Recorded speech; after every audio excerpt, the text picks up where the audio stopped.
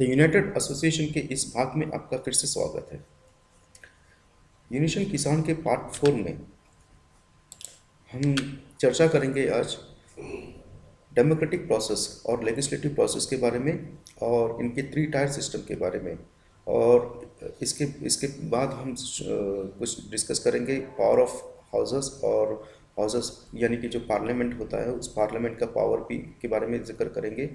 और प्रेसिडेंट और जुडिशरी के बारे में भी जिक्र कि किस तरह से ये संकलन जो होता है, ये जो प्रचलन चलता है, ये प्रोसेस होता है, वो प्रोसेस के बारे में हम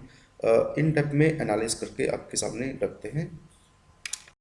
पार्लियामेंट का जो प्रोसेस जो चलता है वो इसी ढांचे के अंतराल चलता है, यानी कि जब हम ज्यूरिस्प्रूडेंस की बात करते हैं, जो वैधानिक शास्त्र की बात करते हैं, विधि शास्त्र की बात करते हैं, उस विधि शास्त्र के अनुसार ही जो मापदंड किया जाता है ताकि ये अपना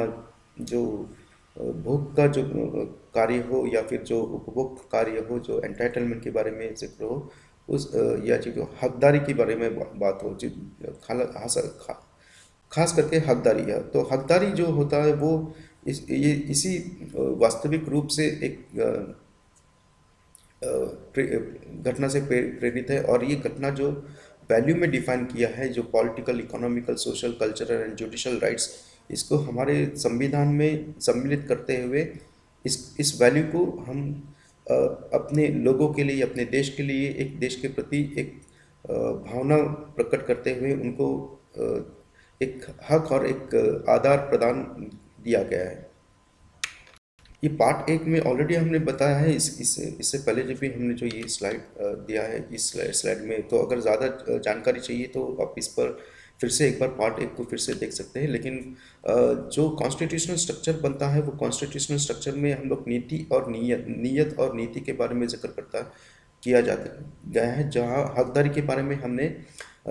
एक खास विश्लेषण भी दिया है कि किस तरह से हकदारी यानी कि जो एंटाइटलमेंट है, जो बेनिफिट्स होता है, वो सत्य रूप से लोगों के हित में या फिर लोगों के हक में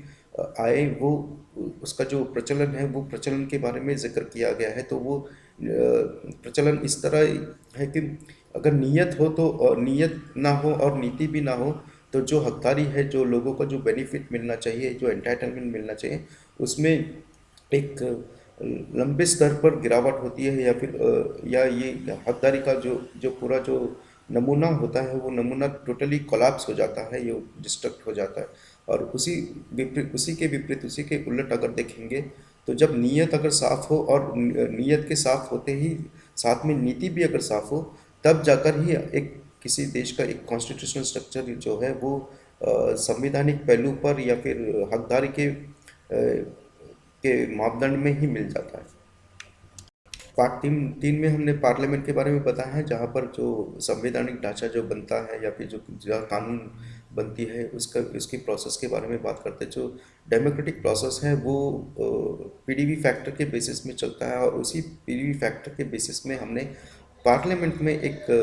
जो कॉन्स्टिट्यूशनल स्ट्रक्चर है उसके बारे में जो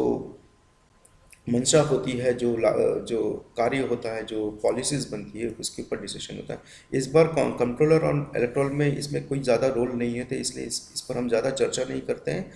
हम बात करते हैं पार्लियामेंट और साथ में जुडिशरी के बारे में कि जुडिशरी का जो रोल होता है वो किस तरह से होता है। तो पार्ट 3 में जो हमने मेंशन किया था, जो पार्ट 3 जो कॉन्स्टिट्यूशन का जो राइट्स है और फ्रीडम है, उसके बारे में जिक्र जो हमने पिछले पार्ट 3 में समझाने की कोशिश की। और पार्ट 3 के अन्य जो भी है, जो कुछ एक्सप्लॉयटेशंस के बारे में बात है, जहाँ पर वो एक्सप्लॉयटेशन जिसकी वजह से हमारा आर्टिकल 19 या आर्टिकल 21 में एक किस्म के हामी होता है। इसलिए इस हामी ये हामी नहीं है, हावी कहेंगे। जो आर्टिकल 19 और आर्टिकल 21 जो होता है उस पर हावी पड़ता है। तो उसे निर्धारण करने के लिए जो पार्ट 3 में जो मेंशन किया कि किस किस चीज़ों पे ज़्यादा से ज़्यादा फोकस किया जाए, जहाँ जो हम आर्टिकल 19 यानी कि अभिव्यक्ति की आज़ादी या फिर आर्टिकल 21 जो लाइफ एंड पर्सनल लिबर्टी की बात है, तो इसी स्ट्रक्चर को बरकरार रखने के लिए कुछ मापदंड दिए गए हैं, और वो मापदंड भी एक पार्ट 3 में दिया गया है, जहाँ पर बहुचर्चित जो राइट्स एंड फ्रीडम है उसको हम टच करते हैं।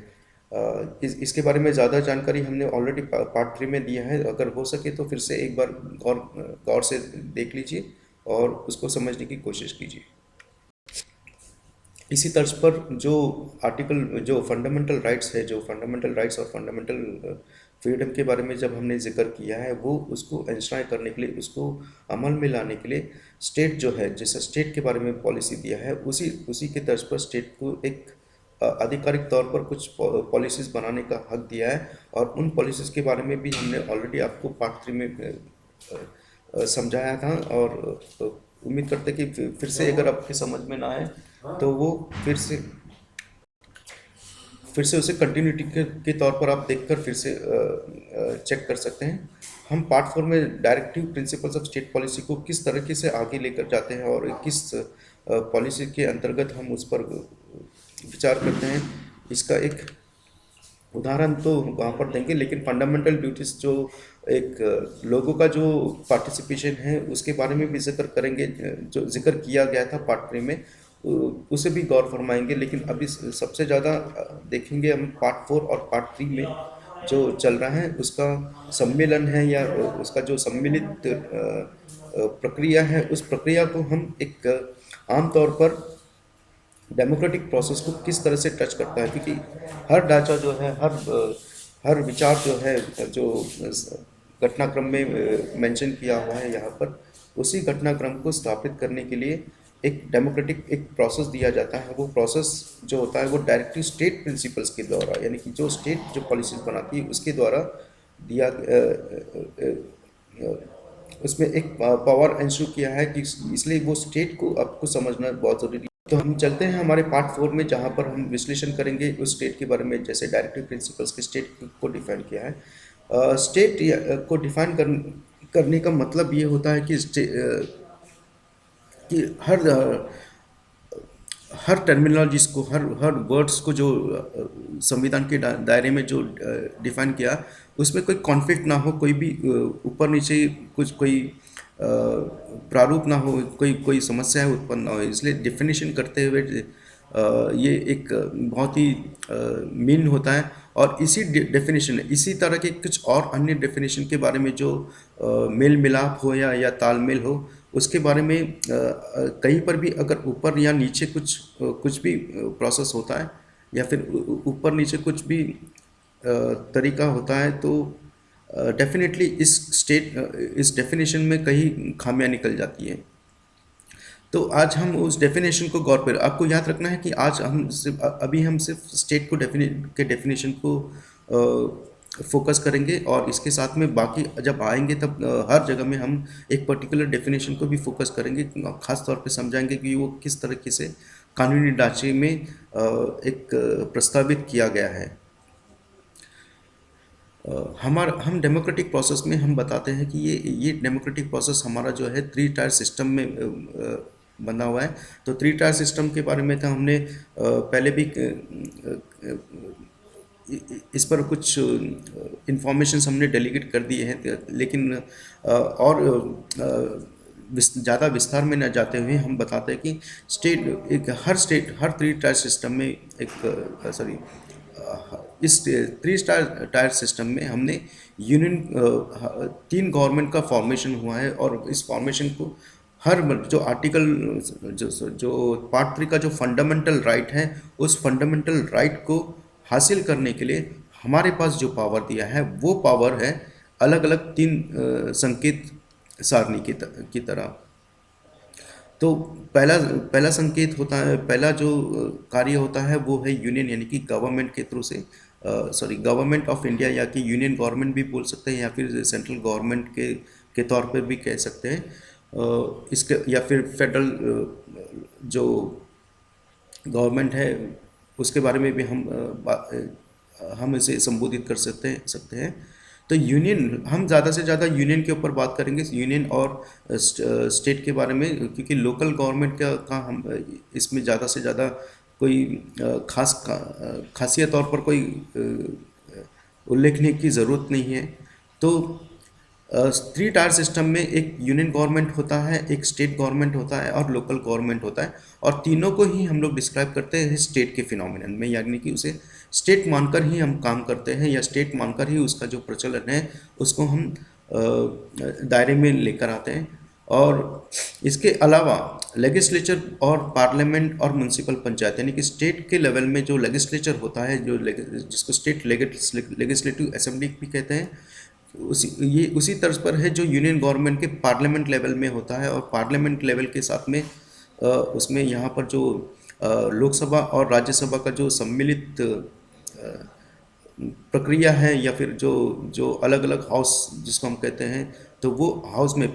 उस हाउस को हम डिफाइन करते हैं इस पार्लियामेंट के प्रोसेस में। और तीसरा है म्यूनसिपल और पंचायत, जो लोकल बॉडीज़ के कंट्रोल में आता है। लोकल बॉडीज़ स्टेट बॉडी के कंट्रोल में रहता है हमेशा, और स्टेट बॉडी जो है हमेशा यूनियन के वर्चस्व में बनाया। हालांकि इसमें अगर हम देखेंगे तो इस पावर को, जो हमने पहले भी बताया कि किस तरीके से थ्री टायर सिस्टम के अंतर्गत जो स्टेट, जो यूनियन और जो लोकल बॉडीज़ बनी हैं, इसमें यूनियन के पास कौन सा पावर दिया है और स्टेट को कौन सा पावर दिया है कि कौन से बिजनेस पे या कौन से कानून पर, कौन से प्रोविजन के ऊपर वो काम करे, या उनको जो मैटर्स है उस मैटर्स के ऊपर वो ज़्यादा से ज़्यादा फोकस करे, ताकि जो संविधान का जो ढांचा है, जो स्ट्रक्चर बनाया है, वो स्ट्रक्चर एक आमतौर पर बरकरार रहे। तो उसी स्तर पर अगर हम देखेंगे तो जैसे वो थ्री टायर सिस्टम है, यानी कि यूनियन, स्टेट और कॉन्करेंट लिस्ट, अगर अब देखेंगे तो यहाँ पर बना हुआ है कॉन्करेंट लिस्ट। लेकिन इतना ध्यान में रखिए कि जो पावर्स जो दिया है, मतलब कौन से सब्जेक्ट के ऊपर कौन कौन सा सब्जेक्ट है जिस पर यूनियन के पास पावर है, और कौन सा वो सब्जेक्ट है जिस पर स्टेट का पावर है। तीसरा लिस्ट जो होता है दोनों का सम्मिलित, यानी कि यूनियन और स्टेट को जो पावर दिया है उसके बारे में जिक्र है। यहाँ पर ज़्यादा से ज़्यादा कॉन्करेंट लिस्ट में कहीं एक तीसरा लिस्ट जो है बताया गया है, वो कोई यूनियन लोकल बॉडीज़ का, यानी कि ये लोकल बॉडीज़ का पावर है, इसके बारे में कुछ इसके बारे में नहीं है। ये कॉन्करेंट लिस्ट यूनियन और स्टेट के बारे में लोगों को एक अलग विचार होता है, एक उनकी सोच एक अलग होती है कि जो लिस्ट जो बनाया जाता है आर्टिकल 246 के जरिए, जो शेड्यूल 7 में दिया है, तो एक पावर है यूनियन का और एक स्टेट का और एक लोकल बॉडी का पावर है। तो ऐसा कुछ नहीं है एक्चुअली, इसमें पावर सिर्फ एक यूनियन और एक स्टेट को ही दिया है। बाकी के जो पावर्स हैं वो लोकल बॉडीज़ को कोई भी पावर नहीं दिया है, बट यहाँ पर सिर्फ यूनियन और स्टेट को जो पावर दिया है। और इसके अंतर्गत कभी कभी ऐसा भी महसूस हुआ है कि कुछ पावर्स जो है वो कॉन्करेंट लिस्ट में, यानी कि दोनों ही गवर्नमेंट को वो पावर मिले, ताकि सॉरी दोनों दोनों ही असेंबली को, नॉट गवर्नमेंट को, बट असेंबली जो भी पावर है वो यहाँ पर यूनियन में पार्लियामेंट को और स्टेट में असेंबली को कुछ पावर दे, ताकि उस सब्जेक्ट मैटर पे जो जो फंडामेंटल राइट हो या कॉन्स्टिट्यूशनल के अन्य जो संविधानिक घटना है उसका प्रचलन करें। इसी सब्जेक्टिव मैटर के तर्ज पर हम देखते हैं कि जो स्टेट को डिफाइन किया है कि गवर्नमेंट, यानी कि गवर्नमेंट में गवर्नमेंट आप उसको पार्लियामेंट के तौर पर भी देख सकते हैं, लेजिस्लेचर के तौर पर देख सकते हैं, म्यूनसिपल पंचायत के तौर पर देख सकते हैं। एक यूनियन और गवर्नमेंट हो सकता है जो सेंट्रल लेवल में होता है, एक स्टेट गवर्नमेंट होता है जो एक राज्यों के लिए विशेष तौर पर दिया गया है। इसको भी हम स्टेट के रेफरेंस में मानते हैं, लोकल के इसमें भी हम उसी को मानते हैं। लेकिन ये जो पार्लियामेंट है, ये जो लेजिस्लेटिव पार्लियामेंट और म्यूनसिपल और पंचायत का जो स्तर है, उस स्तर को भी जो गवर्नमेंट मानते हैं। यहाँ पर हम जो भी रिप्रेजेंटेशन स्टेट को करते हैं, वो स्टेट रिप्रेजेंटेशन डायरेक्टली यूनियन को रिप्रेजेंट किया जाता है, जब तक कि स्टेट या फिर लोकल बॉडी या फिर बाकी के जो 5 हैं, यानी कि टोटल 6 फिनोमिना प्रोसेस वाले को, या फिर जो संस्थान है वो उन संस्थानों को ज़्यादा तवज्जो ना देते हुए एक यूनियन को ज़्यादा रिप्रेजेंट किया हुआ है स्टेट के अंतर्गत, जब तक कि एक स्पेसिफिक क्लॉज के यानी एक स्पेसिफिक डेफिनेशन या स्पेसिफिक टर्म उस पर्टिकुलर सब्जेक्ट मैटर को हम ना ना समझे या ना दें। तो इस प्रोसेस में हम अभी डिफाइन भी करेंगे, बाकी स्तर पर जो डिफाइन किया है इसके साथ में हम ये भी कोशिश करेंगे किस तरीके से ये जो फार्म एक्ट जो दिया गया है या फिर जो फार्म, उसके लिए एक स्पेशल वीडियोस भी हम देखेंगे। लेकिन उस वीडियोस को या फिर जो कानून है जिनमें ज़्यादा से ज़्यादा जो आज के दिन में एक आकलन किया गया है या फिर एक किस्म का एक कॉन्फ्लिक्ट उत्पन्न हुई है कि ये किस किस बेसिस में या फिर किस आधार पर ये कानून को हम एक कानूनी तरीके से घोषित किया है या कानूनी तरीके से उसे नहीं की गई, इसके मेरे में जो कॉन्फ्लिक्ट है उसको टच करेंगे। लेकिन हम ज़्यादा से ज़्यादा भी फोकस करेंगे कि एक आम तौर पर एक जो प्रोसेस है उस प्रोसेस को देखकर हम इस पर निर्धारित कर सकते हैं कि ये किस बेसिस में ये कानून जो है ये कानून एक सिचुएशन बेसिस सिचुएशन के बेसिस पर हम इसका आकलन करते हुए आपके सामने रखेंगे कि ये क्या जो कानून लाया है ये कानून वास्तविक तौर पर ये लोगों के हित में है या फिर लोगों के खिलाफ है। तो इसी इसी चीज़ को समझने के लिए सबसे पहले समझना चाहिए कि हमारे पास जो पावर जो दिया है यानी कि यूनियन जो है आर्टिकल 53 में हेड ऑफ एग्जीक्यूटिव प्रेसिडेंट को एक पावर दिया है कि प्रेसिडेंट जो होता है आर्टिकल 53 के जरिए हेड ऑफ द एग्जीक्यूटिव यानी कि यूनियन गवर्नमेंट का एक ये है हेड है, यानी कि एडमिनिस्ट्रेटिव जो यूनियन गवर्नमेंट जो एक एडमिनिस्ट्रेटिव या फिर एक अथॉरिटी के रूप में जाना जाता है उसका हेड हेड हम कंसिडर करते हैं ये प्रेसिडेंट को जो आर्टिकल 53 में पावर दिया हुआ है। पार्लियामेंट का भी एक पावर है जो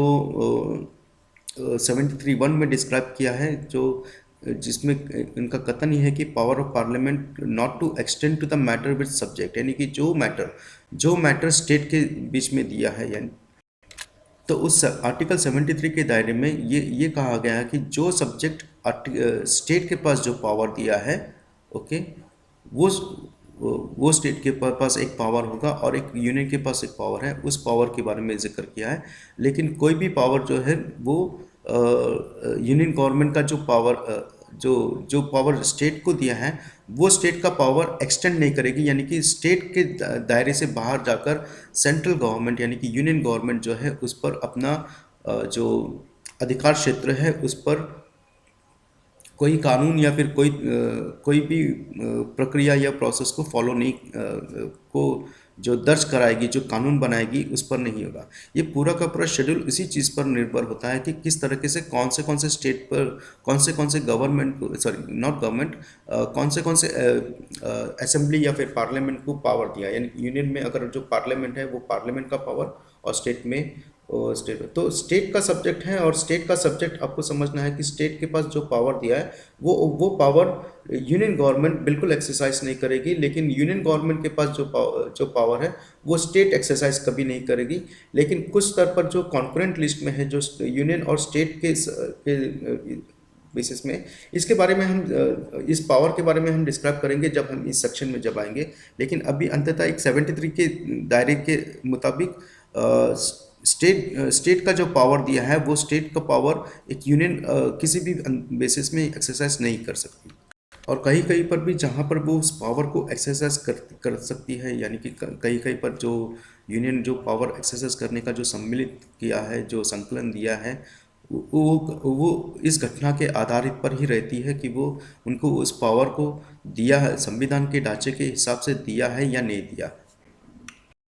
तो पावर ऑफ पार्लियामेंट जो है not to extend the matter with state, ये इसके बारे में जानकारी। और इसी बीच में एक पावर दिया है जो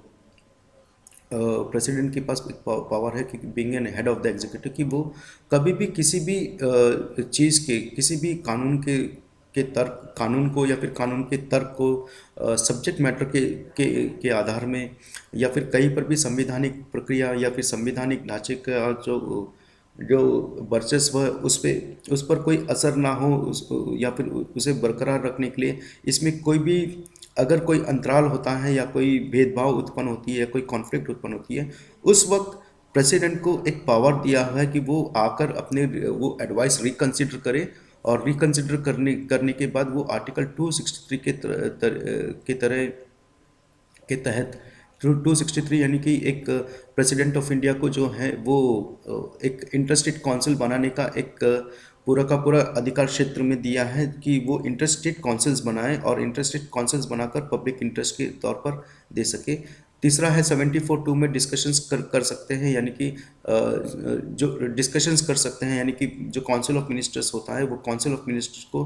डिस्कशंस के लिए बुला सकते हैं। इसमें ध्यान रखना है आपको एक बात की, आर्टिकल 74 में जो प्रेस्क्राइब किया काउंसिल ऑफ मिनिस्टर्स, ये काउंसिल ऑफ मिनिस्टर्स के दायरे में आता है, यानी कि यूनियन गवर्नमेंट में जो काउंसिल ऑफ मिनिस्टर्स होता है उस काउंसिल ऑफ मिनिस्टर के जरिए प्राइम मिनिस्टर जो होता है वो प्राइम मिनिस्टर उस काउंसिल ऑफ मिनिस्टर का हेड होता है। और ये पूरा का पूरा प्राइम मिनिस्टर, अगर जब भी हम काउंसिल ऑफ मिनिस्टर्स की बात करेंगे तो काउंसिल ऑफ मिनिस्टर जो है वो पूरा का पूरा प्राइम मिनिस्टर के साथ में हम संबोधित करेंगे, क्योंकि काउंसिल ऑफ मिनिस्टर में एक जो लीडर होता है वो भी एक किस्म के काउंसिल ऑफ मिनिस्टर्स होता है, ठीक उसी तरह जिस तरह पार्लियामेंट में या असेंबली में स्टेट लेजिस्लेचर में हम हर एक मेंबर को एक मेंबर के तौर पर मानते हैं, ना कि अलग अलग मेंबर की तरह। तो इसी स्तर पर अगर हम देखेंगे कि डिस्कशंस होना चाहिए, वो एक पावर भी राष्ट्रपति के पास दिया गया है कि वो किस तरीके से वो डिस्कशंस के लिए एक कमेटी बना सकती है, एक काउंसिल बना सकती है जो पब्लिक इंटरेस्ट के लिए दिया जा सकता है। और इसमें इस वर्चस्व के द्वारा हम बता सकते हैं, आर्टिकल 76 में प्रेसिडेंट को एक और पावर दिया है कि वो जब चाहे एक अटॉर्नी जनरल जो जिसे प्रेसिडेंट अपॉइंट करते हैं, और तो वो अटॉर्नी जनरल जो सुप्रीम कोर्ट में हमेशा हर बार उस स्तर पर उसे रिप्रेजेंट करते हैं प्रेसिडेंट के द्वारा। तो वो पावर जो है उसके बारे में हम ज़्यादा से ज़्यादा कोशिश करेंगे, ये किस तरीके से आर्टिकल 78 में हर पीएम को भी एक पावर है, यानी कि जो प्रधानमंत्री है वो प्रधानमंत्री को सभी मिनिस्टर के साथ में डिस्कस करके डिसीजंस लेने का पावर दिया है वो काउंसिल ऑफ मिनिस्टर्स के लिए। जो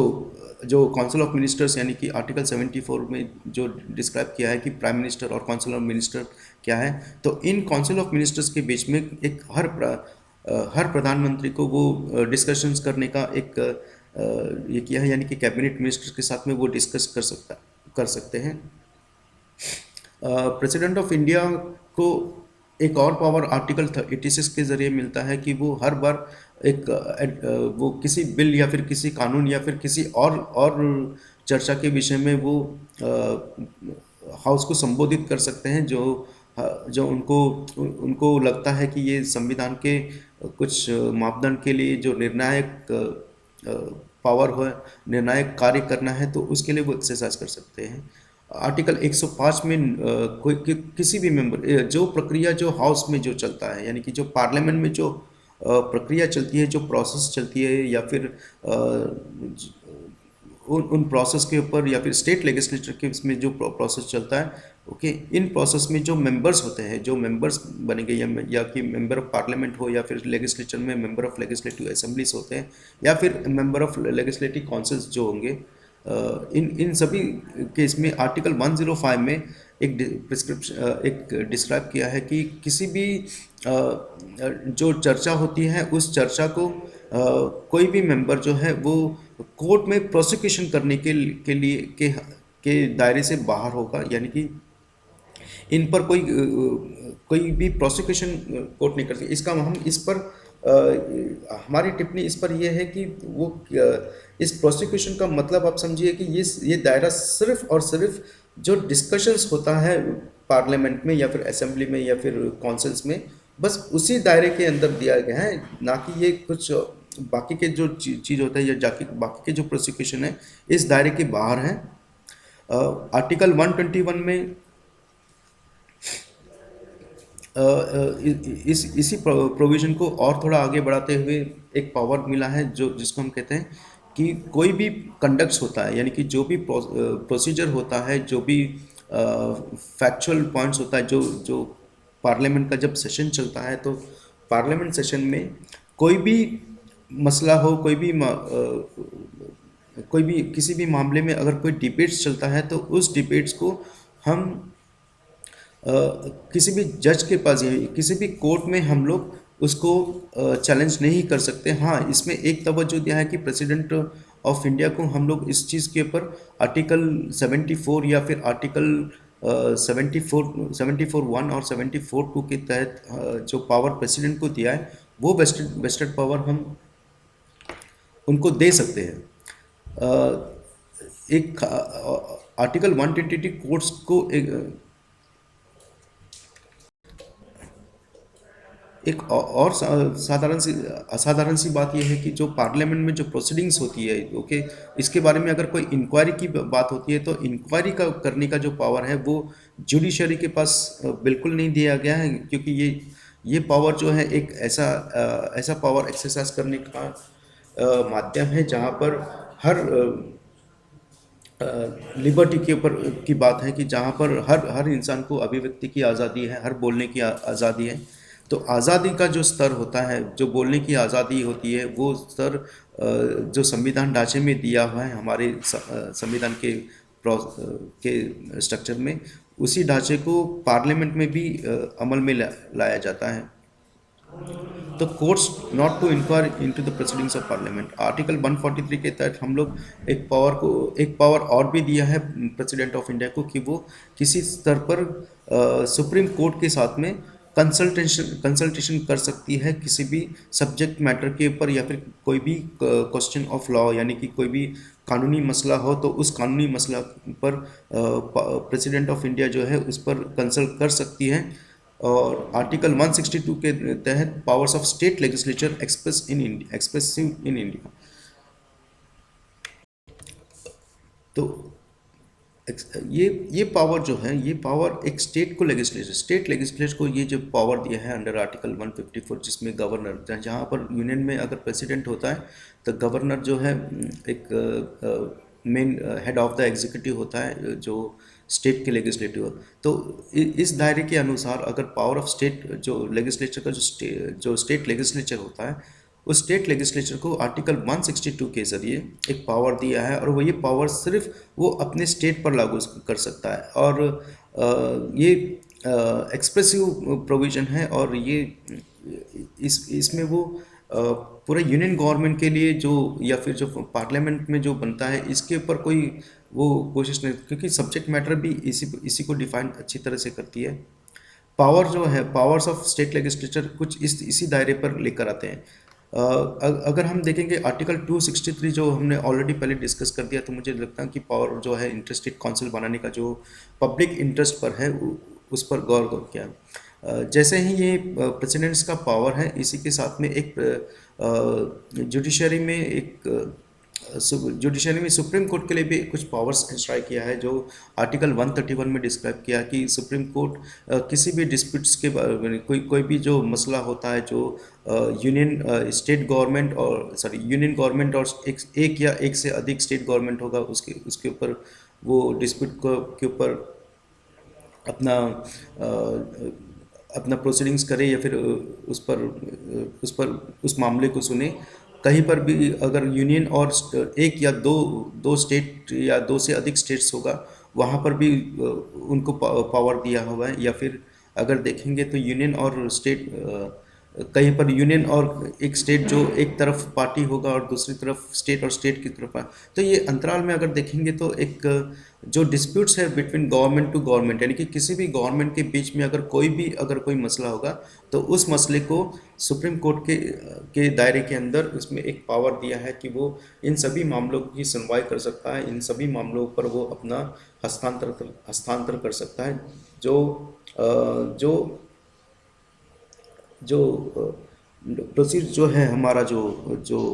मेंबर, ओके, तो मेंबर के दायरे से जो हम कहते हैं कि कोई किसी भी मामले में 105 में जैसे प्रोसिक्यूशन के दायरे से बाहर है, या फिर जो भी डिस्कशन टेंडर किया गया है पार्लियामेंट में, उस पार्लियामेंट में जो प्रोसीडिंग्स होता है, कोर्ट्स में जो भी प्रोसीडिंग्स होता है, तो ये प्रोसीडिंग्स पार्लियामेंट में जो प्रोसीडिंग्स होता है उस प्रोसीडिंग्स को कहीं पर भी सुप्रीम कोर्ट इंटरफेयर नहीं कर सकती है। इसके बारे में एक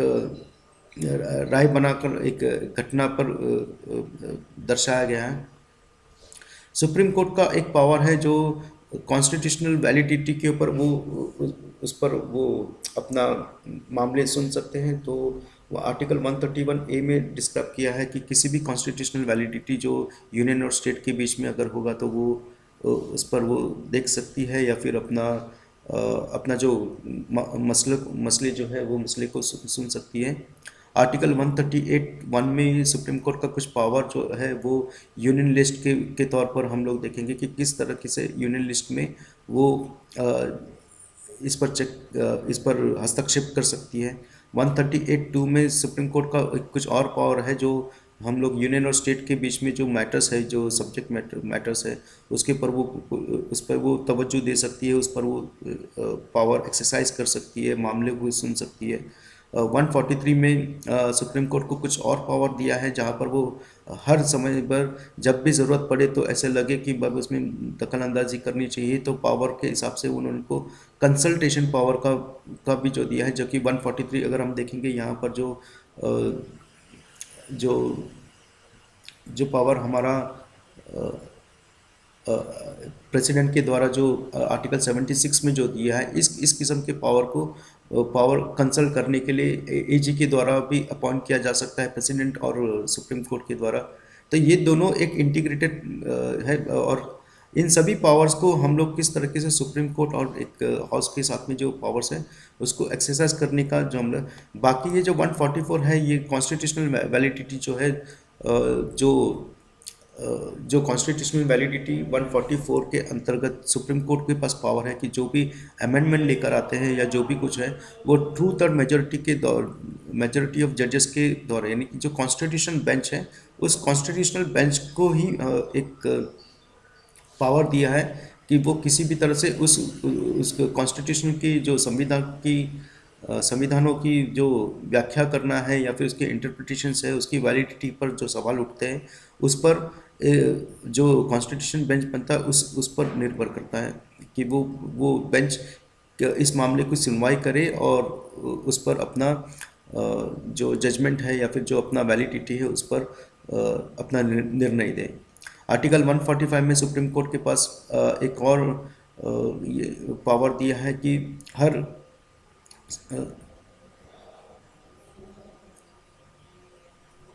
किसी भी वक्त में या जब चाहे, जब उनको ऐसा लगता है कि नहीं पार्ट 3 में जो फंडामेंटल राइट है हमारा, उस फंडामेंटल राइट में अगर कहीं पर भी कोई दिक्कत होती है या किसी को फंडामेंटल राइट अगर मिलता नहीं तो उसमें 145 के तहत सुप्रीम कोर्ट अपने प्रोसीडिंग्स के ज़रिए एक पार्ट 3 को एनफोर्स करने के लिए वो इस गवर्नमेंट को एक डायरेक्शन दे सकती है। और साथ में ही हम लोग 145 में सुप्रीम कोर्ट में एक और पावर है जो रूल बनाना है, तो रूल्स बनाने के लिए सुप्रीम कोर्ट अपना खुद का रूल बना सकती है जो फंडामेंटल राइट्स या फिर बाकी के जो दायरे हैं उस दायरे के साथ में सम्मिलित करे और उस पावर को एक्सरसाइज करे। तो आगे चलते हैं हम पार्ट 4 के अगले हिस्से में जहाँ पर हम पावर ऑफ हाउस बताएंगे, पावर ऑफ हाउसेस के बारे में जानकारी देंगे कि हाउस क्या है, हाउस का रिप्रेजेंटेशन में क्या अंतर है और वो किस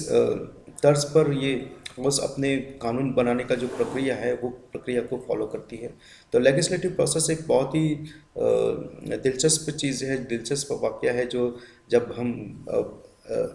पार्लियामेंट में या फिर असेंबली में जब देखते हैं कि किस तरीके से जो हमारा जो कानून है या फिर जो बिजनेस जो बनता है, जो ट्रांजैक्शंस होते हैं वहाँ पर उस पर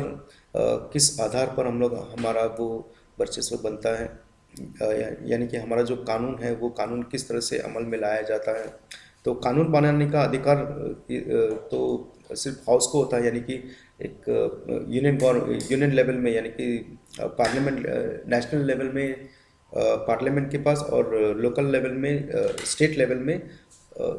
लेजिस्लेचर के पास पावर है। तो हम इस पर सिर्फ चर्चा करेंगे सिर्फ पार्लियामेंट के पावर्स के बारे में, क्योंकि पार्लियामेंट का पावर भी सबसे ज़्यादा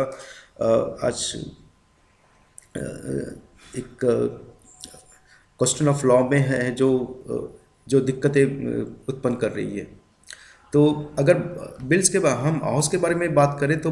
हाउस में हर बार कुछ बिल्स वगैरह इंट्रोड्यूस होता है, यानी कि कोई भी कानून अगर लाना होता है तो सबसे पहले वो कानून एक बिल के तौर पर लाया जाता है, यानी कि एक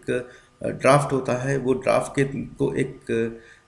नामांकित किया जाता है, उसे एक प्रपोज किया जाता है किसी मेंबर ऑफ पार्लियामेंट के द्वारा, या फिर कोई भी कैबिनेट मिनिस्टर्स के द्वारा, कोई भी मिनिस्ट्री के द्वारा या सरकार के द्वारा, यूँ कहें। तो वो बिल्स को लेकर आने का जो काम है, वो जो मिनिस्ट्रीज या फिर गवर्नमेंट जो भी कुछ लेकर आती है, तो उस दायरे को हमें समझना है कि ये बिल्स क्या चीज़ होता है। तो बिल्स में हम खासा तौर पर नज़र रखेंगे। इसको हम चार सेक्टर्स में डिवाइड करते हैं। एक तो होता है कि एक मनी बिल होता है, यानी कि जिसमें पैसे या अर्थव्यवस्था से जुड़े हुए जो है उससे संबंध होगा। दूसरा बिल होता है कि एक ऑर्डिनरी बिल्स होता है, जो मनी बिल्स, यानी कि इसमें कोई भी इकोनॉमिकल टर्म्स या फिर कोई भी एक मनी का इवैल्यूएशन वगैरह जो है वो नहीं होगा, यानी कि ये सामाजिक स्तर पर, या फिर एक सामाजिक स्तर भी कह सकते हैं, या फिर एक बाकी के और प्रोसेस जो है, जो परफॉर्मेंस होता है, बिजनेस होता है, या फिर जो लॉज को इम्प्लीमेंट करना है, या फिर जो रूल्स होता है, हर एक स्तर पर जो ऑर्डिनरी फॉर्म में होता है उसको ऑर्डिनरी तरीके से इंट्रोड्यूस किया जाता है। तीसरे स्तर पे फाइनेंस बिल होता है, जो खास तौर पर हम लोग बजट सेशंस में यूज़ करते हैं। जो फाइनेंस बिल होता है, हर एक बार जब भी कोई फाइनेंस का मसला होता है, हर साल में जो हम फाइनेंस बिल इंट्रोड्यूस करते हैं बिल में, उस फाइनेंस में जो रेवेन्यू मैटर्स होता है, उस रेवेन्यू मैटर्स को के इसमें जो भी कुछ कानूनी मामला या कानूनी जो फाइनेंस से रिलेटेड है, वो उन बिल्स के बारे में जिक्र किया जाता है, वो उसे इंट्रोड्यूस किया जाता है। चौथा होता है जो कॉन्स्टिट्यूशनल अमेंडमेंट होता है, वो यानी कि संवैधानिक संशोधन के बारे में जो भी बिल्स होता है, उसे भी इस बिल के द्वारा लाया जाता है, ताकि जो जो संवैधानिक जो उद्घोषित अमेंडमेंट या संशोधन होता है, उसके बारे में वो पावर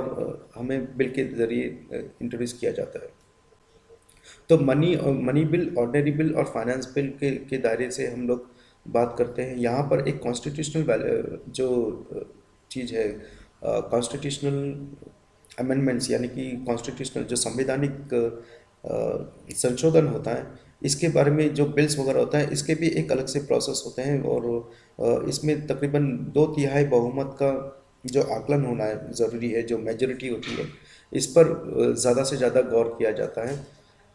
अगर हम देखेंगे कि किस आधार पर ये हाउस का जो प्रक्रिया जो चलता है, वो हम एक एक नज़र रख इस पर फैलाते हैं। एक जब भी इस तरीके से इसमें से कोई भी एक बिल आता है, तो इस बिल में ये बिल या तो राज्यसभा में या फिर लोकसभा में इंट्रोड्यूस किया जाता है या लाया जाता है, और जैसे ही वो लाया जाता है, उसमें एक किस्म का एक चर्चा होती है, एक डिबेट होती है, और वो डिबेट में जब डिस्कशंस होता है, उसी डिस्कशन के आधार पर उस एक्ट को पास किया जाता है। और वो एक्ट जो है, जो स्पीकर जो है, चेयरमैन है, ये लोकसभा स्पीकर हो या तो राज्यसभा स्पीकर हो, या सॉरी, राज्यसभा चेयरमैन हो या लोकसभा स्पीकर, इसमें अंतराल है कि ये राज्यसभा के जो स्पीकर है, वो राज्यसभा में जो होता है, वो एक चेयरमैन के तौर पर मनोनीत होते हैं, और जो लोकसभा में होते हैं वो एक स्पीकर के तौर पर मनोनीत होते हैं। तो बिल कहीं पर भी इंट्रोड्यूस किया हो, और पहले बिल अगर कहीं पर भी इंट्रोड्यूस जहाँ पर होता है, तो सबसे पहले बिल वहाँ पर पास होता है, और बिल वहाँ पास होने के बाद में उसे फिर हम भेजते हैं लोकसभा में, या फिर लोकसभा में अगर पहले पास हुआ तो उस बिल को फिर हम राज्यसभा में फिर से पास करते हैं, जहाँ पर अ, राज्यसभा में ये बिल पास के लिए भेजते हैं। तो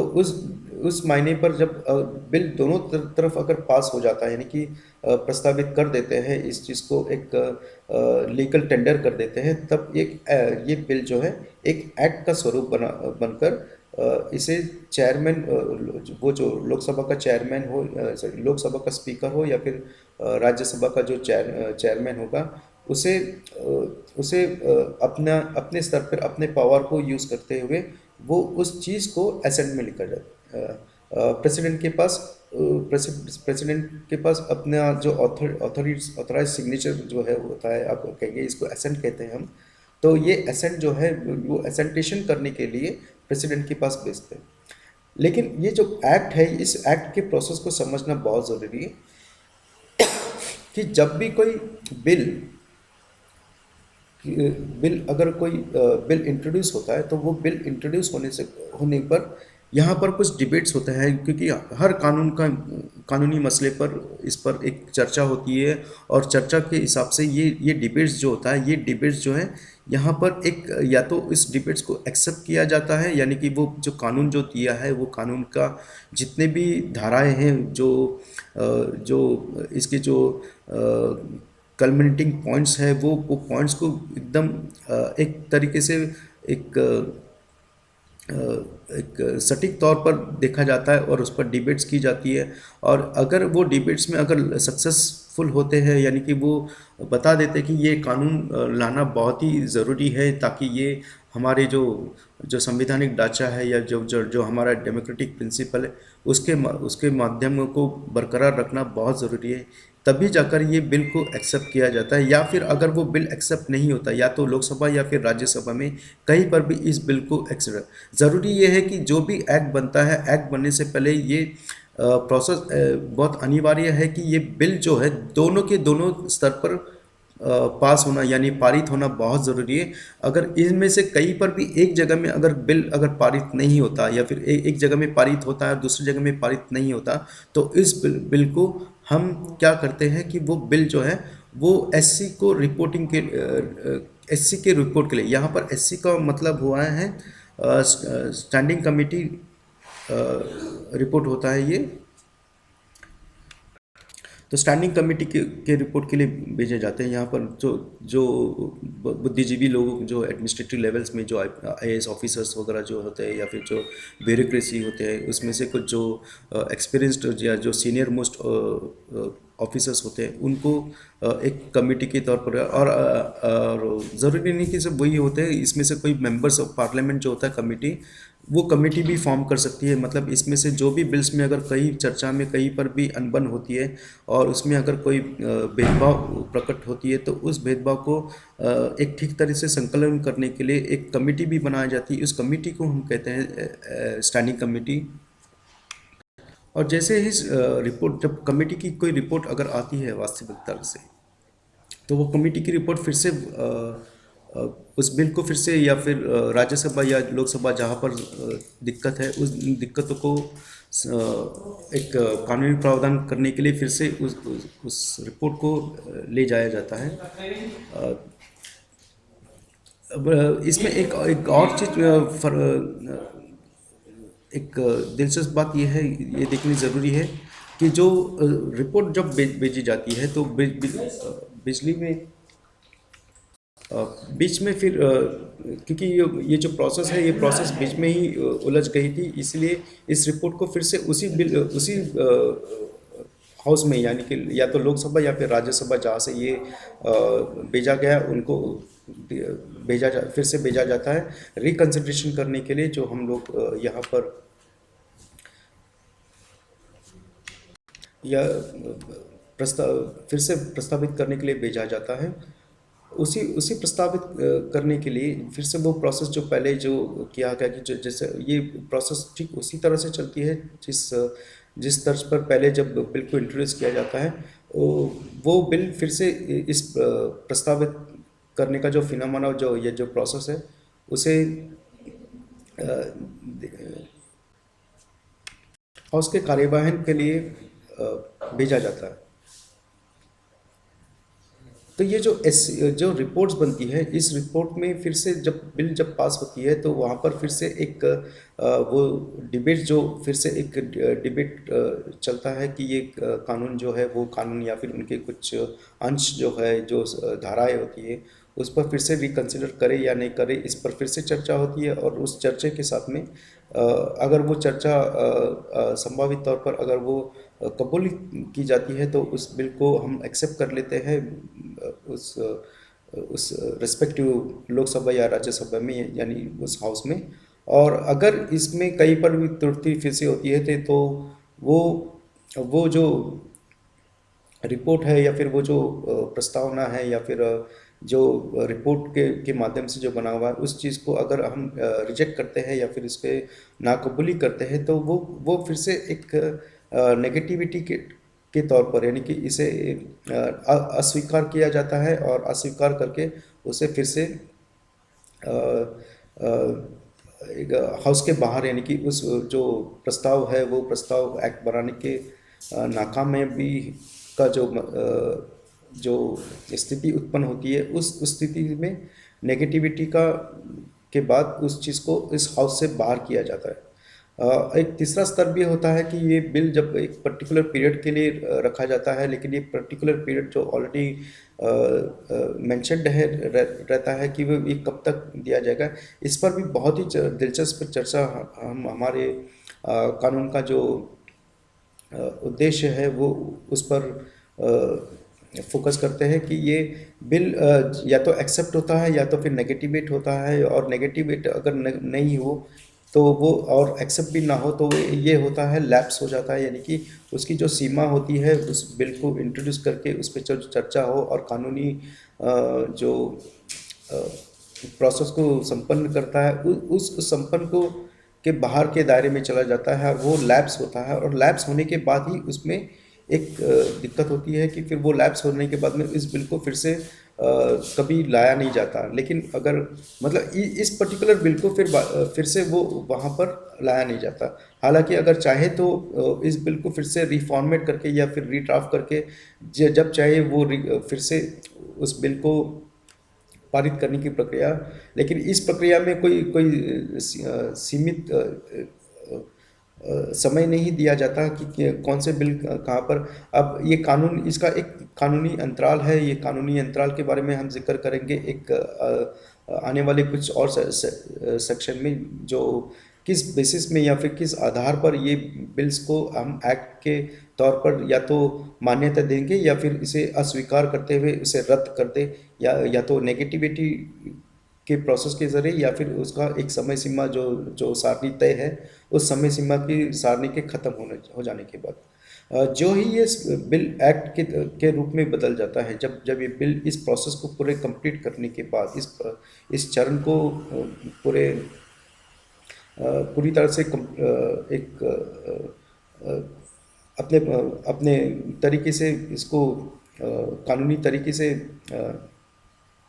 प्रोसेस करने के बाद ये बिल जब एक्ट में कन्वर्ट होता है तो वहाँ के अगर राज्यसभा के या तो चेयरमैन या फिर जो लोकसभा का जो स्पीकर है, वो इस बिल को प्रेसिडेंट के पास, यानी कि राष्ट्रपति के पास जो एक अपना जो कानूनी वर्चस्व या फिर एक ऑथेंटिकेशन के लिए भेजा जाता है। तो इसमें जो ही प्रेसिडेंट इस चीज़ को, इस कानून को अपने अपने निगरानी के तौर पर देखकर उसे अपना हस्ताक्षर कर देते हैं। तो वो हस्ताक्षर जब होता है तो ये कानून हाँ, आम पब्लिक के लिए या फिर आम जनता के लिए इसे अमल में लाया जाता है। इसके बाद एक प्रक्रिया होती है जिसको हम कहते हैं गैजेट करना है, यानी कि जो एसेंट या जो बिल जो एक्ट के रूप में परिवर्तन हुआ है, और परिवर्तन होने के बाद में ये जो एक्ट होता है इसे एक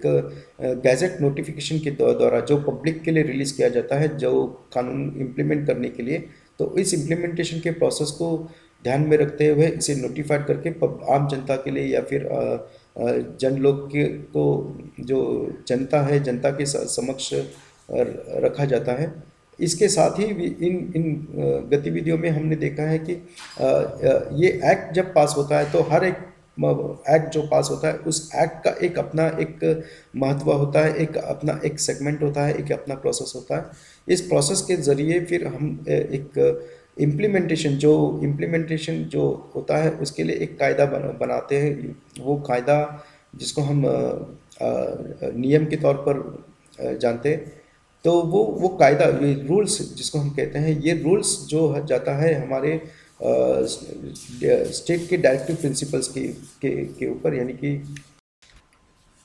जो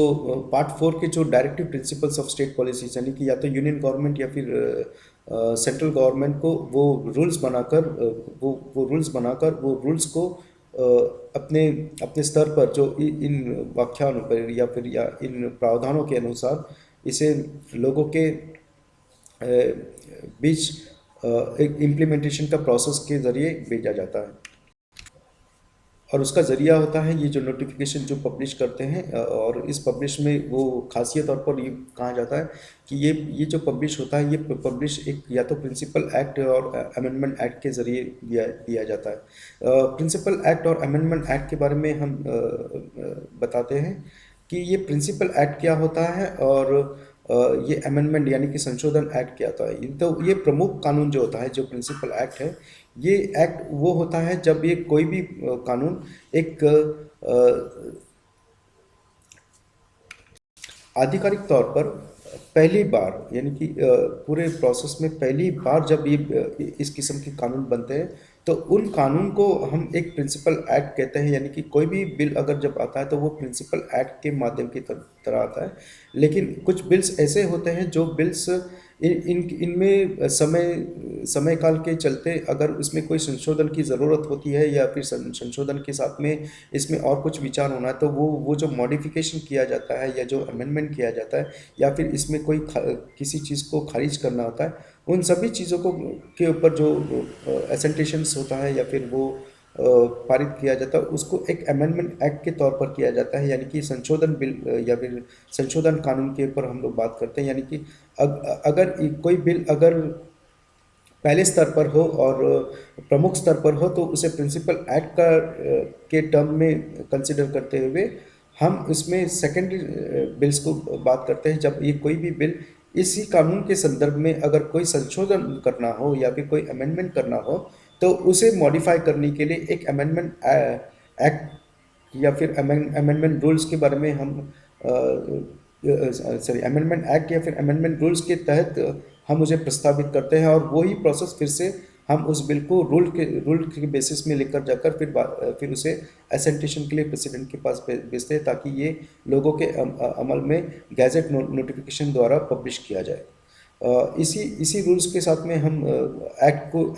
का जो कन्वर्जन रूल्स होता है तो वो कन्वर्जन रूल्स को एक पब्लिक पॉलिसी में कन्वर्ट करके आर्टिकल जो पार्ट 4 में, आर्टिकल नहीं, पार्ट 4 में जो दर्शाया गया है उसके तहत स्टेट अपना प्रिंसिपल पॉलिसीज बना देती है। तो ये जब ये प्रोसेस जो होता है पहले जो कंप्लीट करते हैं, ये जो प्रोसेस जो इसके अंतर्गत जो एक और सब प्रोसेस होता है, ये कंप्लीट हो जाने के बाद में ये जो प्रोसेस को कंप्लीट होता है और कंप्लीट होने के बाद जो एक्ट असेंटेड किया जाता है प्रेसिडेंट के द्वारा, राष्ट्रपति के द्वारा, और उसके बाद ये गैजेटेड नोटिफिकेशन के तहत जब जाती है तो वो सिर्फ एक सेशन के तौर में होता है। यानी कि जब पार्लियामेंट सेशन में हो तब चलता है। एक कार्य ऐसे भी होता है कि जब पार्लियामेंट सेशन में नहीं रहती है। अब अगर हम देखेंगे लोकसभा और राज्यसभा, तो ये त्रिकाल बेसिस में, यानी कि हर साल में तकरीबन तीन बार ये जो सेशंस होता है पार्लियामेंट के, इन 3 सेशंस में ही ये प्रक्रिया या ये प्रोसेस कंप्लीट होती है। लेकिन हम बात करेंगे इस नॉट इन सेशन, यानी कि जब पार्लियामेंट जब सेशन में नहीं रहती है उस वक्त का तवज्जो जो होता है, जो कार्य होता है, उस पर हम किस तरीके से इस एक्ट को हम इशू करते हैं, या फिर ये जो एक्ट आता है वो कैसे होगा, इसके बारे में हम चर्चा करते हैं। अ, जब कोई पार्लियामेंट काम नहीं करती है, काम इसलिए नहीं करती है कि सेशन का एक सीमित काल होता है और उस काल के अंतराल में ही वो प्रोसेस कंप्लीट की जाती है। ऐसे वक्त में कभी कभी ऐसा ऐसा भी माहौल बनता है कि जहाँ पर हमें ऐसा लगता है कि या फिर पार्लियामेंट को या फिर कैबिनेट मिनिस्टर्स को या कोई भी मिनिस्टर्स होता है, ये जो काउंसिल मिनिस्टर्स जिसको कहते हैं, वो काउंसिल ऑफ मिनिस्टर्स को ऐसा लगता है कि नहीं, कुछ एक अर्जेंट मैटर होता है या फिर कोई एक ज़रूरी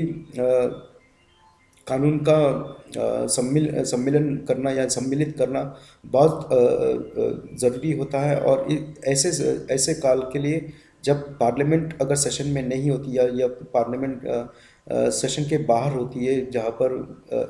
इन सब प्रक्रियाओं का जो प्रोसेस है वो नामुमकिन हो, उस वक्त में एक आर्टिकल 123 के तहत राष्ट्रपति के द्वारा एक ऑर्डिनेंस जारी करने का एक प्रोसेस शुरू होता है। तो काउंसिल ऑफ मिनिस्टर्स जो है ये ऑर्डिनेंस ड्राफ्ट करके वो ऑर्डिनेंस प्रेसिडेंट को यहाँ पर भेजती है, और प्रेसिडेंट को भेजने के बाद में वो प्रेसिडेंट क्या एक अपना पावर एक्सरसाइज करके इस इस प्रोसेस को वो असेंड करता है, यानी कि इस प्रोसेस को देते हैं और असेंड करते हैं, और फिर वो वही प्रोसेस फिर से ऑफिशियल गैजेट करते हुए पब्लिश किया जाता है। ये ऑर्डर जो है, इसकी खासियत ये होती है कि जो ऑर्डर जो ऑर्डिनेंस के तौर पर अगर दिया जाता है, वो ऑर्डिनेंस सिर्फ 45 दिनों तक सीमित रहती है, यानी कि उसकी जो सीमा होती है या फिर उसका उसका जो कार्यवाहन होता है वो सिर्फ 45 दिनों के लिए या फिर 6 हफ्तों के लिए निर्धारित की जाती है। और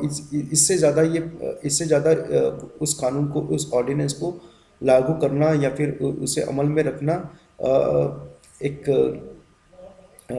असंवैधानिक के तौर पर माना जाएगा। तो आर्टिकल 123 में जो प्रेसिडेंट के पास जो पावर है, वो 123 में ये प्रोमलगेट जो किया जाता है, ये जो प्रस्तावित किया जाता है, इसको जो असेंट मिलती है प्रेसिडेंट, वो सिर्फ 6 हफ्तों के लिए, और 6 हफ्ते के बीतने के बाद इस ऑर्डिनेंस को एक पूरी तरह से हाउस में फिर से रिप्रेजेंट करके उस बिल को फिर से, इस एक्ट को फिर से, या एक्ट हो या रूल्स हो, इसको फिर से हम बिल के तौर पर एक नया बिल के फॉर्म में ले जाते हैं, और ले जाकर उसे बिल को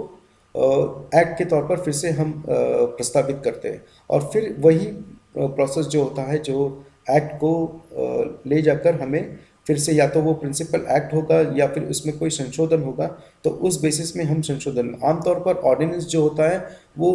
अमेंडमेंट एक्ट के जरिए की जाती है, अमेंडमेंट एक्ट के लिए या फिर संशोधन कानून के लिए की जाती है, ना कि कोई प्रिंसिपल एक्ट बनाने के लिए। क्योंकि प्रिंसिपल एक्ट अगर बनाना है तो ये एक्ट का प्रोसेस जो है, ये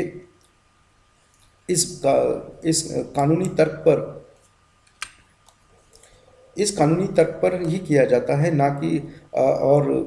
अगर प्रिंसिपल एक्ट को अगर ऑर्डिनेंस के तौर पर अगर लेकर जाए तो ये बहुत ही एक पेचीदा चीज़ होती है, एक बहुत ही गैर कानूनी या फिर असंवैधानिक तथ्यों को का परिभाष कर देता है। तो अगर इस चीज़ का, इससे ये पता चलता है कि अगर इस तरीके से अगर कोई प्रक्रिया होती है जो संशोधन करते हैं ऑर्डिनेंस के थ्रू, इसे मान्यता संविधान के दायरे पे दी जा सकती है। पर यही कानून अगर प्रिंसिपल एक्ट के जरिए पास हो, यानी कि ऑर्डिनेंस के द्वारा अगर कोई प्रमुख कानून अगर प्रस्तावित किया जाता है और उसे एक प्रेसिडेंट के असेंट के लिए, प्रेसिडेंट के ऑथराइजेशन के साथ में इसे ले जाया जाए, तो ये ऑर्डिनेंस का वास्तविकता ये होती है कि जो ये 6 हफ्ते के लिए या फिर 45 दिनों के लिए जो निर्धारित की गई, इसके बाद ये एक्ट का संभावित अवलोकन या फिर उसका जो इम्प्लीमेंटेशन है वो एक असंवैधानिक तौर पर हम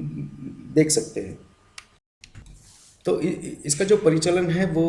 अमेंडमेंट एक्ट का और ऑर्डिनेंस के साथ में तालमेल होता है। और प्रिंसिपल एक्ट एक्चुअली अगर देखा जाए तो ये एक्ट सिर्फ एक हाउस में ले जाने का प्रक्रिया को ही संबोधित करता है, ना कि कोई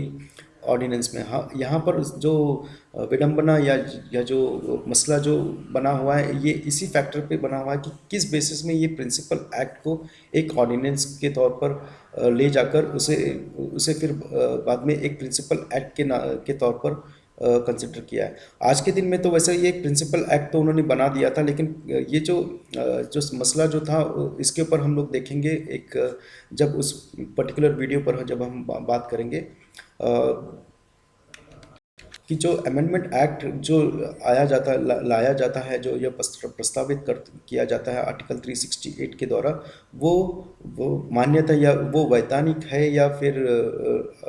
वो संवैधानिक है या नहीं, इस पर हम चर्चा उस स्तर पर ज़रूर देखेंगे। और इसमें सबसे बड़ी और ज़रूरी बात यह है कि जब हम तो जो आर्टिकल 105 जो है इसके संदर्भ में और आर्टिकल 122 इसके संदर्भ में जो भी प्रोसेस हमने देखा है, वो प्रोसेस जो होगा वो कोर्ट जो है, कोर्ट जो सुप्रीम कोर्ट हो या जो यूनियन गवर्नमेंट के लिए हो, जो पार्लियामेंट का जो प्रोसेस है या फिर स्टेट लेजिस्लेटिव असेंबलीज के जो प्रोसेस है, उस पर हाई कोर्ट या सुप्रीम कोर्ट किसी भी प्रकार से उस चीज़ पर इंक्वायरी या फिर प्रोसीडिंग करने से असमर्थ रहती है। तो ये पावर जो है, ये पावर के बेसिस में ही कोर्ट को, हालांकि ये एक सिद्धांत के तौर पर देखा जाएगा, लेकिन सिद्धांत के से ज़्यादा अहमियत इसे ये देखनी है कि क्या ये पावर जो है, ये पावर एक नियत या नियति के बेसिस में चलता है या फिर एक अलग रूप देकर एक कॉन्स्टिट्यूशन को के ढांचे को एक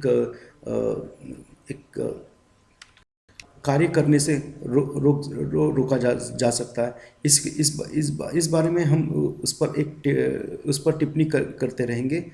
और इसी के माध्यम से जो 105 के बारे में जो हमने बताया था, जो संदर्भ बताया था कि कोई भी पार्लियामेंट, जैसे कि 122 में जो दिया था कि किसी भी स्तर पर स्टेट लेजिस्लेटिव में या फिर जो पार्लियामेंट है, पार्लियामेंट हाउस में जो भी प्रोसीडिंग्स होती है उसको कोर्ट इंटरफेयर नहीं कर सकती है, उस पर कोई सवाल नहीं उठा सकता है कोर्ट में। और आर्टिकल 105 जो है, ये 5 जो है वो एक किसी भी मेंबर ऑफ पार्लियामेंट को कोई भी प्रोसीडिंग्स के द्वारा इस पर कानूनी प्रक्रिया या फिर कानूनी प्रोसिक्यूशन के लिए यानी कि प्रोसिक्यूशन के दायरे से बाहर किया जाता है। इसी संदर्भ में अगर हम देखेंगे कि कोई भी वोट, यानी कि अगर वो एक सीमित के दायरे पर भी रखा गया है कि किस तरीके से कोई भी बिल को जो एक्सेप्ट करते हैं, जो मेंबर ऑफ पार्लियामेंट या तो एक्सेप्ट करते हैं या तो फिर रिजेक्ट करते हैं, नेगेटिवेट करते हैं, ये सब प्रोसेस जो वोट के ज़रिए होता है, वो वोट जो है वो पार्लियामेंट या फिर कमेटी के द्वारा ही किया जाता है। और कमेटी में, यानी कि कमेटी तो पार्लियामेंट हो या फिर पार्लियामेंट जब इन हाउस में हो या फिर सेशन में हो, या फिर कोई कमेटी जो इस कमेटी के प्रोसीडिंग्स में जब एक कानूनी प्रक्रिया के तहत जो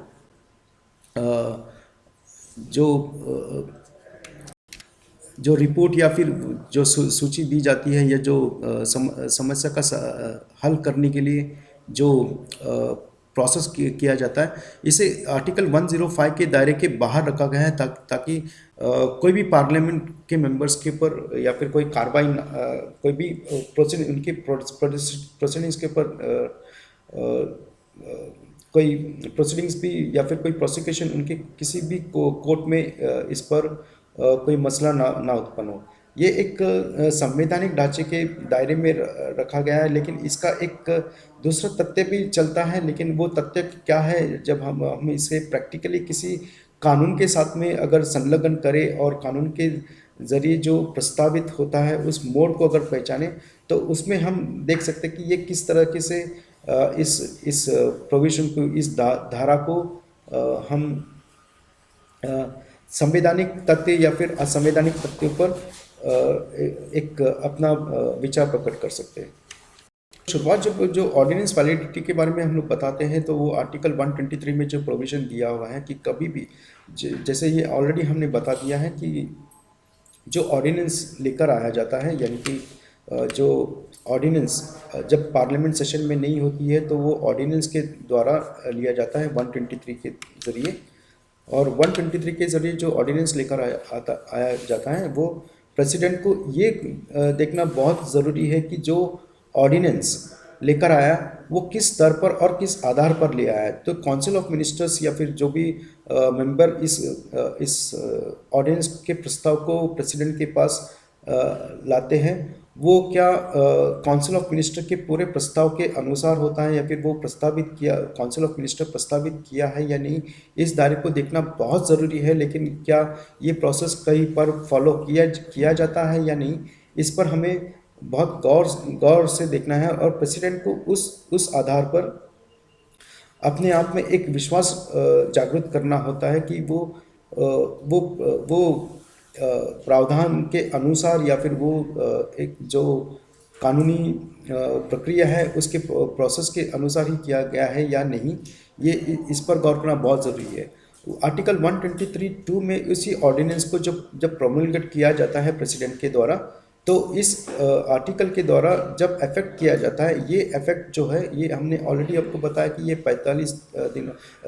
6 हफ्तों के लिए किया जाता है और इमीडिएटली 6 हफ्ते जैसे ही ख़त्म हो जाता है तो उस कानून का उस ऑर्डिनेंस का जो इफेक्ट होता है वो ऑटोमेटिक सीज हो जाता है, वो डिसअप्रूव हो जाता है और वो उसे कोई पार्लियामेंट में पास करने की कोई ज़रूरत नहीं कि इसको खारिज किया जाता है, बल्कि ये ऑटोमेटिक रूट है और ऑटोमेटिक तरीका है कि जो ऑर्डिनेंस आया है वो 6 हफ्ते के बाद इस प्रस्ताव ये जो पीरियड है ये सीज होता है, यानी कि एक्सपायर हो जाता है। इसी दायरे में अगर प्रेसिडेंट के पास एक और पावर होती है कि वो इस बीच में कभी भी ऐसा लगता है उनको कि ये ऑर्डिनेंस जो लाया है वो ऑर्डिनेंस पब्लिक इंटरेस्ट में नहीं है या फिर पब्लिक के बेटरमेंट के लिए नहीं, और जब वो पब्लिक के बेटरमेंट में नहीं है और वो 6 वीक के पहले अगर वो चाहे तो वो प्रेसिडेंट उस कानून को वापस भी ले सकते हैं, ताकि ये कानून का जो वर्चस्व, ये जो ऑर्डिनेंस लाया गया है उस ऑर्डिनेंस को हम पूरी तरह से खारिज कर सकते हैं। आर्टिकल 124 में आर्टिकल 123 में इस ऑर्डिनेंस के बारे में तो इसी के ज़रिए हम ऑर्डिनेंस का जो प्रोविज़न है पार्लियामेंट के दायरे में एनैक्टमेंट करने का जो पावर दिया है वो इस्तेमाल करते हैं। जहाँ तक इस ऑर्डिनेंस की बात है वो इस आर्टिकल के ज़रिए उसे कानून बनाकर फिर से ले आकर अगर हम देखेंगे तो ये पार्लियामेंट के पास वो कॉम्पिटेंसी जो होता है वो अवैध ठहराती है या फिर उसको हम कहेंगे कि वो एक किस्म का वॉइड हो जाता है, क्योंकि ये पावर जो ऑर्डिनेंस का जो दिया है वो एक्स्ट्रा ऑर्डिनरी पावर है जो प्रेसिडेंट के ज़रिए दिया जाता है, ना कि पार्लियामेंट के प्रोसेस के थ्रू। तो इस पर हम ज़्यादा से ज़्यादा जोर करेंगे कुछ आने वाले वीडियोस के साथ। आर्टिकल 123(4) में हमने कुछ स्पेसिफाइड किया है प्रेसिडेंट की जो पावर है उस पावर को जो एक्सरसाइज करते हैं ऑर्डिनेंस के लिए कि ये सेटिस्फैक्शन होना चाहिए। तो उस सेटिस्फैक्शन को हम ये देखेंगे कि ये सेटिस्फैक्शन प्रेसिडेंट के पास जो पावर है वो एक अंतिम तौर पर और एक एंड मीन्स के लिए किया जाता है, लेकिन ये एंड मीन्स एक और फैक्टर के ऊपर ज़्यादा डिपेंड होता है कि ये पब्लिक इंटरेस्ट के साथ में होना चाहिए। लेकिन अगर ये पावर्स अगर वो पब्लिक इंटरेस्ट के साथ में है या नहीं, या फिर किसी भी कानूनी प्रक्रिया के तहत नहीं होगी, तो इसे हम किसी भी कोर्ट में चैलेंज नहीं कर सकते। यानी कि प्रेसिडेंट का जो पावर हमने इस संविधान के दायरे में दिया वो तो आर्टिकल 123(4) में जो मेंशन किया है, जो घटना को प्रेषित किया गया है, वो प्रेसिडेंट की जो सेटिस्फैक्शन के जो पॉइंट है, यानी कि जो ऑर्डिनेंस लाने के लिए जो प्रेसिडेंट का जो एक सेटिस्फैक्शन का एक मेन एलिमेंट है, उसको समझने के लिए दिया था कि ये सेटिस्फैक्शन किस हद तक होता है या उसको डिफाइन किया गया है। लेकिन क्या ये सेटिस्फैक्शन जो है प्रेसिडेंट को जो सेटिस्फाई करे ताकि वो अपने विचार पर या फिर अपना जो पावर एक्सरसाइज करता है राष्ट्रपति, उस मापदंड पे खरा उतरता है या नहीं, वो बहुत ज़रूरी है। और इस पर एक जब सेटिस्फैक्शन के ऊपर एक नया प्रावधान का, एक अमेंडमेंट का प्रचलन हुआ था, जो 38th अमेंडमेंट में, या जो 1975 को दिया गया था। और इसी अमेंडमेंट के ज़रिए ये इस सेटिस्फैक्शन के ऊपर बहुत ही चर्चा हुई थी, और चर्चा के साथ में ये इस मामले में, और या इस मसले पर बहुत एक प्रश्न उठ खड़ा हुआ था। इसके चलते ही इस सवाल पर जब इस मसले पर जब सवाल उठा गया, तो ज़रूरी था कि इस पर हम किस तरीके से इस सेटिस्फैक्शन को डिफाइन करें। ये सेटिस्फैक्शन का जो पावर है प्रेसिडेंट के पास, वो किस हद तक निर्धार किया जाए। इसे देखते ही देखते जो सवाल उठते रहे, उन सवालों पर एक नया अमेंडमेंट जो सुप्रीम कोर्ट के एक नए सुप्रीम कोर्ट के कुछ जजमेंट पर आधारित है, वो आधारित से एक जो सवाल उत्पन्न हुई थी, जो मसला उठा था, उसी के दायरे को मद्देनजर रखते हुए जो संविधान के अलौकिक जो पावर है जो दिया गया था, उसको खारिज करते हुए वो कॉन्स्टिट्यूशन के 44th अमेंडमेंट में फिर से उस चीज़ को रिवर्स करते हुए खारिज कर दिया गया। और इसी के साथ हम अभी हमारा जो डेमोक्रेटिक प्रोसेस या लेजिस्लेटिव प्रोसेस जो पार्ट 4 में मेंशन किया, उसका समापन करते हैं, और आगे चल के हम पार्ट 5 पर गौर करेंगे, जो लेजिस्लेटिव बिल्स एंड एक्ट्स के ऊपर आधारित है। तो अगले सेक्शन तक वेट करते हैं और बताते हैं कि ये कानूनी मसला इसमें कहाँ पर और किस हद तक ये सम्मिलित हुआ है, या फिर इसमें जो पेचीदगी का जो तनाव उत्पन्न हुआ है, उस पर हम खासी तौर पर नज़र रखेंगे।